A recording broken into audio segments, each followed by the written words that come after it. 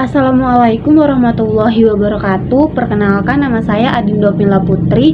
Saya mahasiswa semester 3 dari Universitas Islam Negeri Sumatera Utara, Fakultas Ilmu Tarbiyat dan Keguruan, jurusan Tadris Biologi.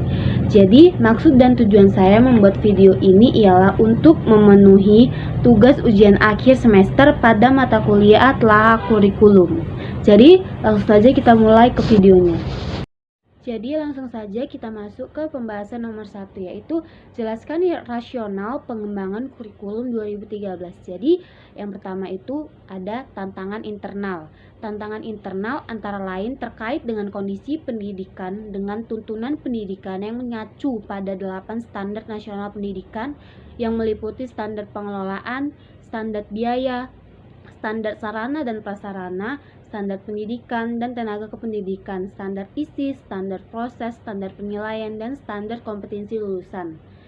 Dan yang kedua, ada tantangan eksternal. Tantangan eksternal yang dihadapi dunia pendidikan antara lain berkaitan dengan tantangan masa depan, kompetensi yang diperlukan di masa depan, persepsi masyarakat, perkembangan pengetahuan dan pedagogi, serta berbagai fenomena negatif yang mengemuka.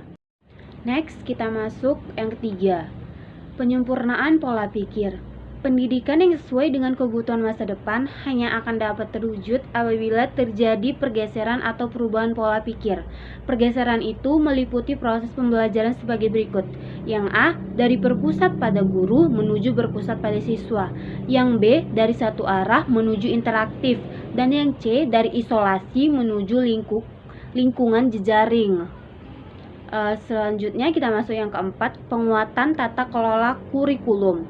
Pada kurikulum 2013, penyusunan kurikulum dimulai dengan menetapkan standar kompetensi lulusan berdasarkan kesiapan peserta didik, tujuan pendidikan nasional, dan kebutuhan. Setelah kompetensi ditetapkan, kemudian ditentukannya kurikulum yang terdiri dari kerangka dasar kurikulum dan struktur kurikulum. Satuan pendidik dan guru tidak diberikan kewenangan menyusun silabus, tetapi disusun pada tingkat nasional. Selanjutnya kita masuk ke soal nomor 2. Jelaskan perbedaan standar kompetensi lulusan dari kurikulum KTSP dan kurikulum 2013. Jadi yang pertama pada aspek petunjuk pelaksanaan atau juklat. Jadi di SKL kurikulum KTSP, Permendiknas nomor 23 tahun 2006 tentang standar kompetensi lulusan untuk satuan pendidikan dasar dan menengah. Pada SKL kurikulum 2013, Juklak lama Permendikbud nomor 54 tahun 2013 tentang standar kompetensi lulusan untuk satuan pendidikan dasar dan menengah. Pada Juklak barunya, Permendikbud nomor 20 tahun 2016 tentang standar kompetensi lulusan untuk satuan pendidikan dasar dan menengah. Lalu pada aspek penggunaan, pada SKL kurikulum KTSP digunakan sebagai pedoman penilaian dalam menentukan kelulusan. Lalu pada KTSP 2013 digunakan sebagai acuan utama pengembangan A, standar isi, B, standar proses, C, standar penilaian, D, standar pendidik dan standar kependidikan, E, standar sarana dan prasarana, F, standar pengelolaan, dan G, standar pembiayaan. Lalu pada aspek cakupan SKL, pada SKL kurikulum KTSP, SKL diturunkan dari standar isi yang diatur terlebih dahulu melalui Permendiknas nomor 22 tahun 2016. Terdapat pemisahan antara mata pelajaran pembentuk sikap, pembentuk keterampilan, dan pembentuk pengetahuan kompetensi diturunkan dari mata pelajaran. Adapun SKL yang meliputi 1. SKL minimal satuan pendidik dasar dan menengah. Yang kedua ada SKL minimal kelompok mata pelajaran. Dan yang ketiga ada SKL minimal mata pembelajaran. Lalu cakupan SKL pada SKL kurikulum 2013, yakni SKL diturunkan dari kebutuhan manusia Indonesia kini dan masa yang akan datang. SKL meliputi 1. Kompetensi lulusan SD atau paket A.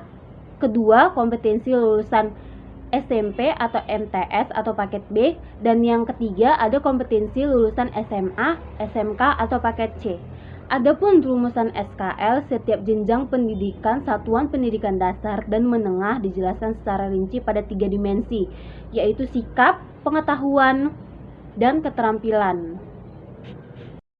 Oke, selanjutnya kita masuk ke soal pembahasan nomor 3, yakni jelaskan keterkaitan antara karakteristik mata pembelajaran biologi dengan pendekatan pembelajaran yang direkomendasikan dalam desain pembelajaran kurikulum 2013.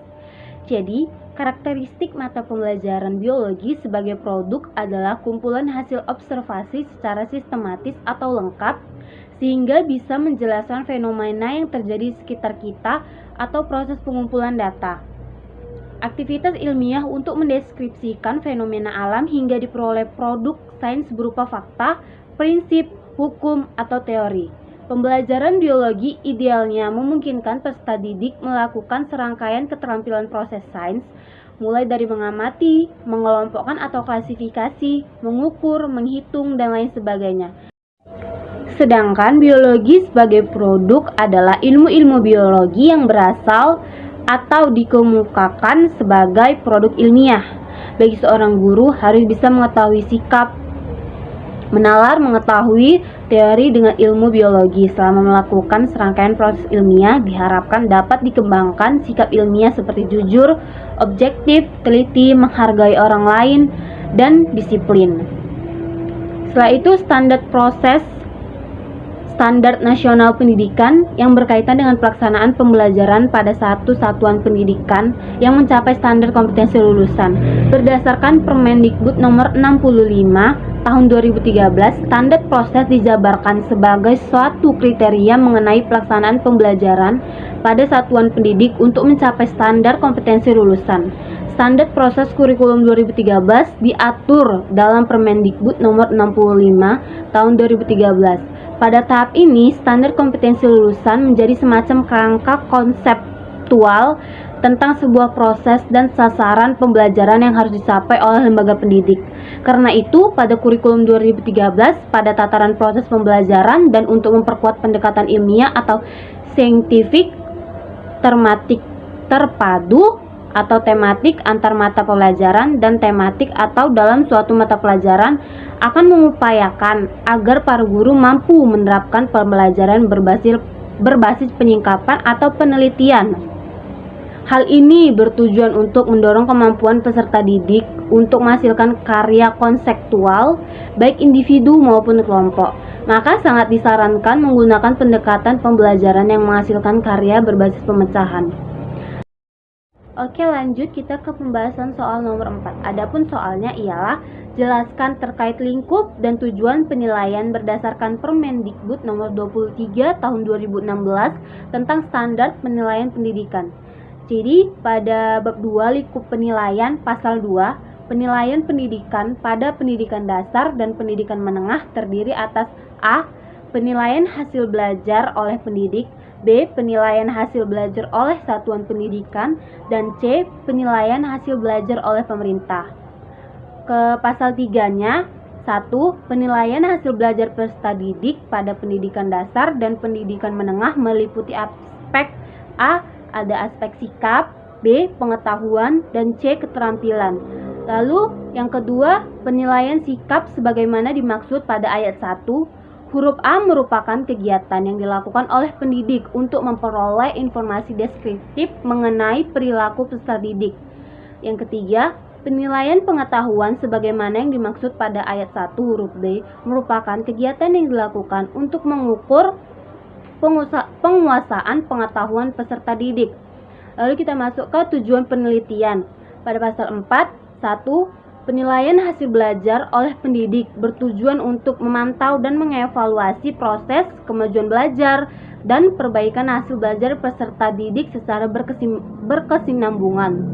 Yang kedua, penilaian hasil belajar oleh satuan pendidikan bertujuan untuk menilai pencapaian standar kompetensi lulusan untuk semua mata pelajaran. Dan yang ketiga, penilaian hasil belajar oleh pemerintah bertujuan untuk menilai pencapaian lulusan secara nasional pada mata pelajaran tertentu. Oke, lanjut kita ke soal pembahasan nomor 5. Adapun soalnya ialah Jelaskan perbedaan struktur kurikulum 2013 dengan kurikulum prototype. Jadi, perbedaan antara kurikulum 2013 dan kurikulum prototype terkait kompetensi yang harus dicapai oleh peserta didik melalui proses pembelajaran adalah hasil evaluasi dokumen kurikulum prototype. Diberikan sebagai opsi tambahan bagi satuan pendidikan untuk melakukan pemulihan pembelajaran selama 2022 sampai 2024. Kebijakan kurikulum nasional akan dikaji ulang pada tahun 2024 berdasarkan evaluasi semasa-masa pemulihan pembelajaran. Sedangkan kerangka kerja kurikulum 2013 meliputi ide kurikulum, desain kurikulum, struktur kurikulum, dan isi kurikulum, evaluasi dokumen, dan evaluasi implementasi. Hasil evaluasi dokumen 2013. Dokumen kurikulum 2013. A. Kompetensi kurikulum 2013 terlalu luas, sulit dipahami dan diimplementasi oleh guru. Dan B. Kurikulum yang dirumuskan secara nasional belum disesuaikan sepenuhnya oleh satuan pendidikan dengan situasi dan kebutuhan satuan pendidikan daerah dan peserta didik. Baiklah, segitu dulu video yang bisa saya sampaikan. Lebih dan kurangnya saya mohon maaf. Saya ucapkan terima kasih banyak. Wassalamualaikum warahmatullahi wabarakatuh.